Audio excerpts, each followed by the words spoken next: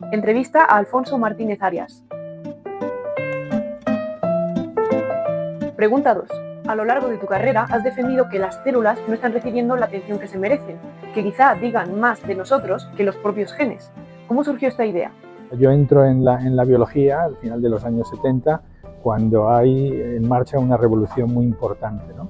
No solo entendemos la base genética de la vida, sino que empezamos a poner nuestras manos en los genes. Y acabé efectivamente haciendo una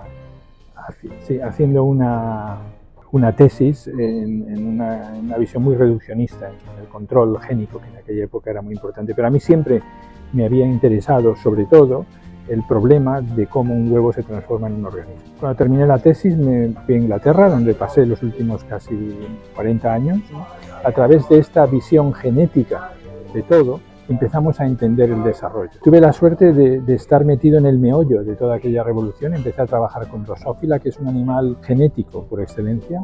Ya de una manera inconsciente, como dijo un compañero que me presentó en una charla, Alfonso siempre ha tenido una visión muy celular de los procesos, pero yo no era consciente de eso. De cómo una célula deviene en un organismo no es un problema que mapee solo en los genes. Que construyen el organismo son las células. Eso me lleva en los años 2000 a encontrarme con las células embrionarias madre y hacer un cambio bastante radical. Empiezo a observar una serie de propiedades que tienen las células cuando las pones juntas, que son capaces de crear de nada embrión. Para hacer eso no tenemos que preocuparnos mucho de los genes, sino dejar que las células hagan. Las clases que di en Cambridge, a mí me gusta la libertad que siempre tuve allí para dar clases sobre lo que a mí me interesaba y me gustaba. Y al dar esas clases me enfrentaba constantemente con esta tensión entre los genes y las células. Y poco a poco pues fui desarrollando esta visión, que los genes no son los que construyen organismos, que son las células, utilizando recursos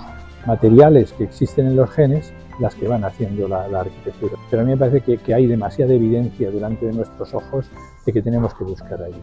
Si uno piensa que los genes se redescubren al principio del siglo XX. Lleva 50 años entender lo que son los genes. La estructura del DNA de Watson y Crick es un proceso muy lento. 50 años de química, Watson y Crick no tienen que hacer nada.